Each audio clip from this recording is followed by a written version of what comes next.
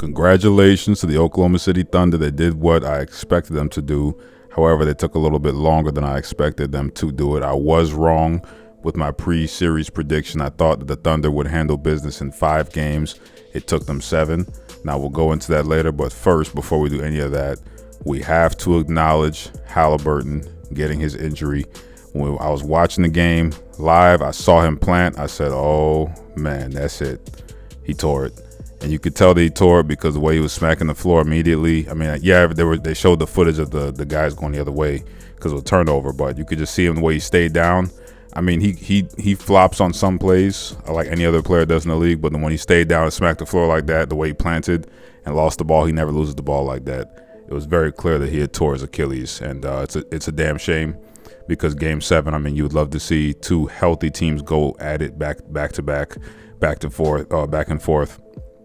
But, you know, we're not going to, you know, place all the blame on Haliburton being injured.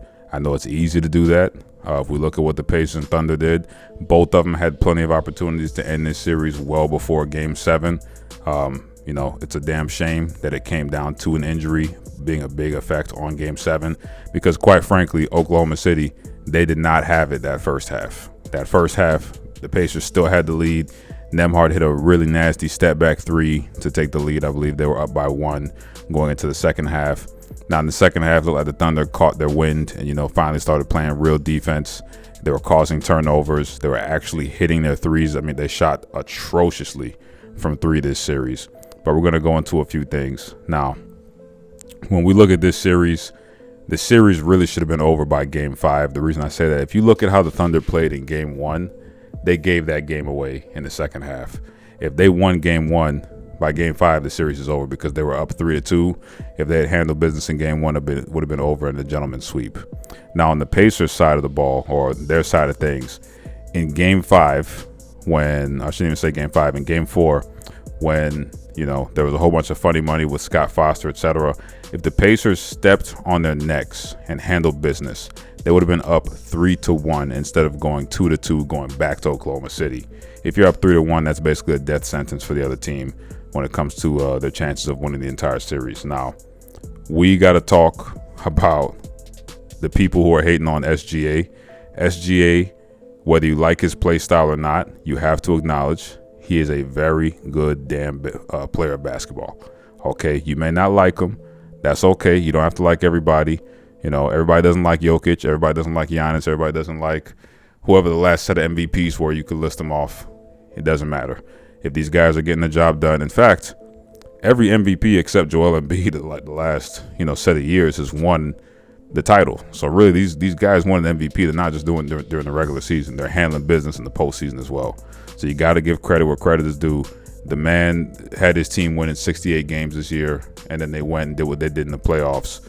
So as much as you want to hate, they handle business. Now, there was, you know, we have to talk about Jalen Williams as well. While his play did improve throughout the course of the series, I think, who was it? Doris Burke, she brought up a great point about his wrist. If he was playing with a wrist injury, that would really explain why his shot was so short. The entire series, if you guys watch my other videos, you notice I've been saying, you know, his shot has been short every single time on mid-range, 3-point shots, keeps hitting the front of the rim, the lip of the rim. It's not getting enough air on his shots. That would explain a lot of it. However, you know, you just got to get more legs underneath you if your wrist is going to be bothering you like that. You got to drive more to the cup, which he started doing during the middle of the series, which is probably why you saw his effectiveness go up. He started using his left hand a lot more, a lot of those scoop layups. He's very good at those scoop layups, by the way. But, you know, looking at the Pacers and their game plan, it was very clear that their whole game plan kind of based around causing a lot of havoc, moving the ball quickly. What the Thunder figured out with McConnell, and I can't believe it took me this long to figure it out, or at least for this game, it was a different game plan this game. They were letting McConnell do whatever he wanted to do. They would not help at all. So whenever McConnell did what he wanted, they did like a little basic switch. But if he broke the defense down, they were not collapsing to try and stop him so he can get an easy kick out to whoever. They were perfectly content with letting McConnell eat, get a whole bunch of points on his own. By the way, Benedict Mathurin, that boy is nice. I remember he was nice a few years ago when he came out. I knew he had a nice little handle on him, good shot off the dribble, decent driver to the lane, pretty aggressive. But this series, I mean, when it comes to the free throw line, whether you want to say he was gifted a lot of free throws or not, he was driving to the cup a lot, no fear. He was kind of throwing up a lot of reckless shots at times.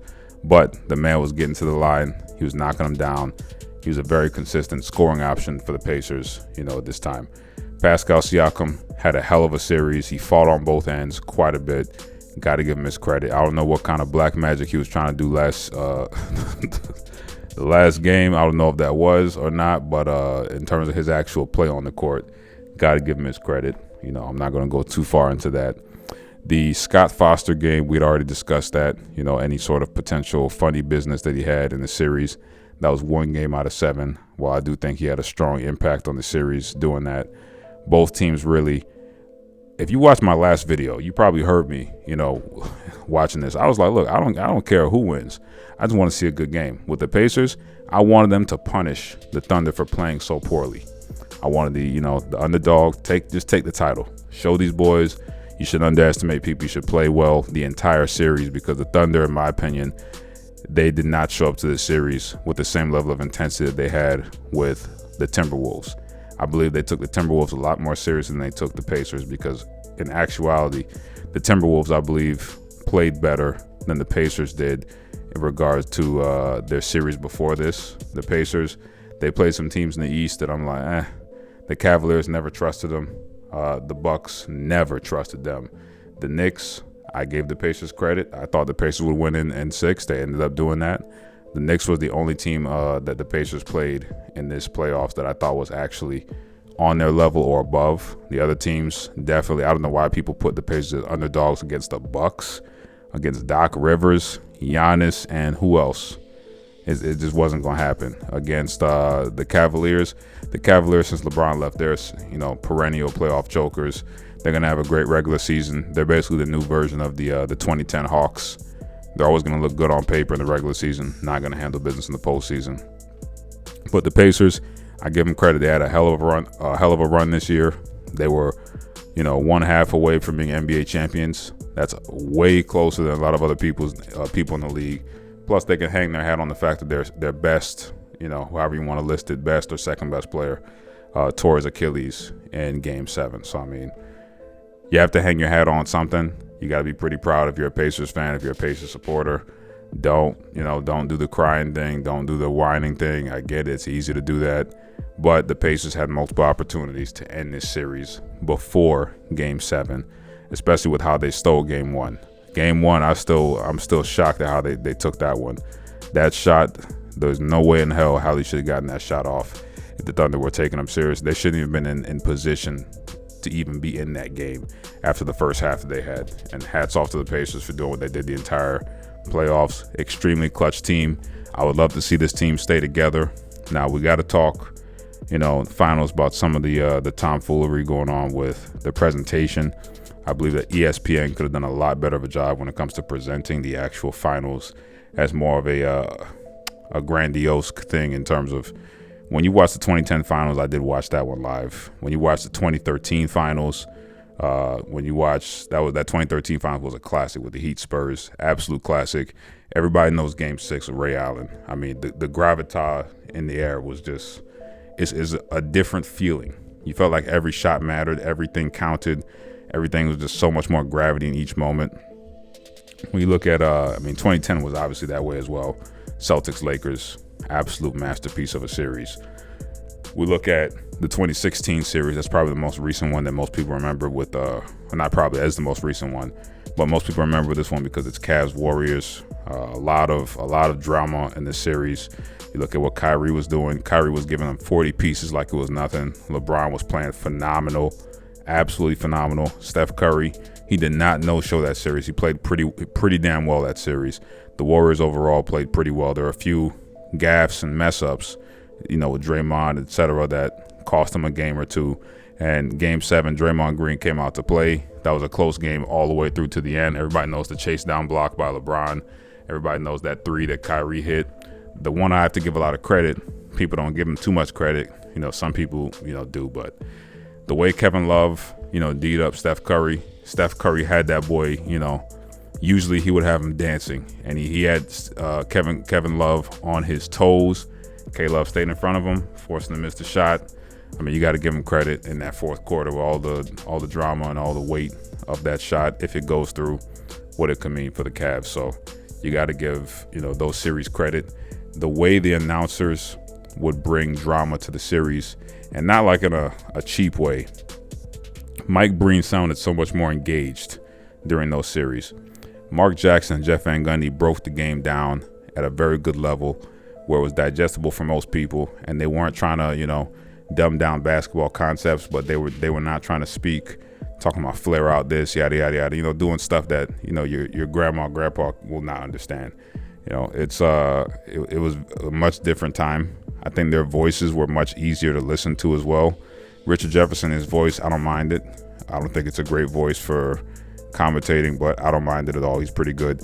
Doris Burke, I think she knows her basketball, but I can understand why people do not want to really hear her voice long term when it comes to listening to the game. I think that takes away from it. I also think the thing that probably takes away from most of it, because Doris Burke she's not like stupid when it comes to ball. She knows her ball. Richard Jefferson knows his ball, obviously. Mike Breen, I think that his chemistry, I think his energy is gone working with these two new folks versus the team that he had before with Mark Jackson and Jeff Van Gundy. I think that takes away a lot from it. When you have chemistry, it's hard to recreate that no matter how good people are. We see that with teams all the time. There's no reason that it shouldn't, flow into that realm of the commentating world.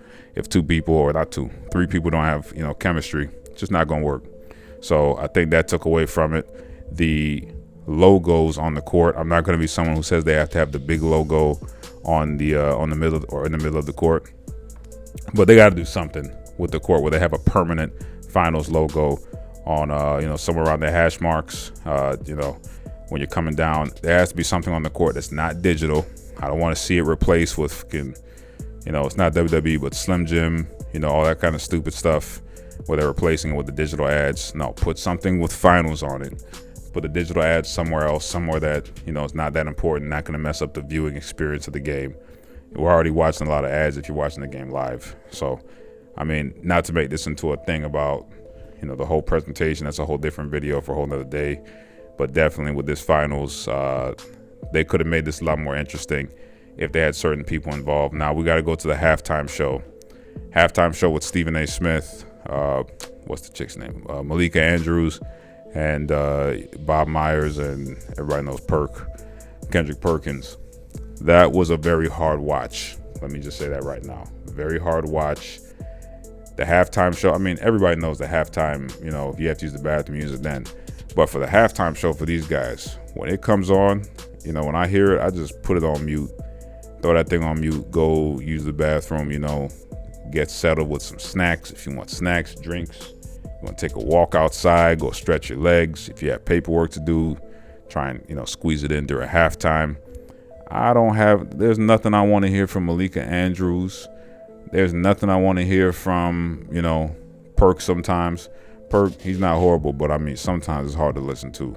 Stephen A. Smith, I don't hate the guy, but, he's just everywhere. There is a thing where it's like you get sick of hearing somebody's voice when they're just all over the place. The man's on ESPN radio. He's got YouTube, his own channel. I'm on his YouTube channel. I subscribe to it. I try to support him there. I'm like, after a certain point, you don't want to hear somebody's voice. It's too much. So with that being said, I'm not going to take too much more time. Check out more videos. We got more coming soon. The NBA Finals was decent this year. We'll talk about the ratings. We'll talk about how they set it up. But definitely the finals, two small market teams. People can't be complaining about that. I was talking about, it's Lakers, this, that, yada. It's good to see the NBA going to this route where they're trying to let the best teams get to the top. Now, people love dynasties, whether they want to admit it or not. They want to see a dynasty get formed so that somebody can topple it. It makes for better ratings. That's one of the reasons their ratings are struggling right now. There's no evil guys to really hate. There's no bad guy in the league right now that can really draw hate or ire from fans. When we saw the Warriors, people tuned in to see who was going to knock them off. With the Heat, the Heatles, who was going to knock them off. The team before that, the Lakers, Celtics, those are two juggernauts. Oh, man. Are they going to meet in the finals this year? Who's going to win? So the NBA usually does very well when you have a dominant team, a dynasty, the Bulls in the 90s, as we saw when Michael Jordan was playing. You know, who's gonna beat Jordan? Who's gonna beat Michael in the playoffs? Who's gonna stop his whatever airness you want to call him? Who's gonna stop him? It's all about TV and drama, man. That's America lives off of that. They love drama. They love a good story, just like WWE, just like any sort of soap opera. Sports is basically soap opera for men. That's what we love to watch instead of Days of Our Lives and all that silly stuff. We like to watch this crap. Watch guys train at their craft, get better, use tactics, game plans, strategies to put things together. And it's basically like watching war, but you're not having to see people's brains get blown out. So that's one of the reasons we love sports. Great stories, make for a much more pleasurable, viewing experience. So we'll see what happens. Very excited to, get back on YouTube. We got more videos coming soon. Any suggestions for video topics, always leave them in the comments. We got other stuff, different sports and different entertainment venues. So as usual, don't be mad at me, be mad at yourself.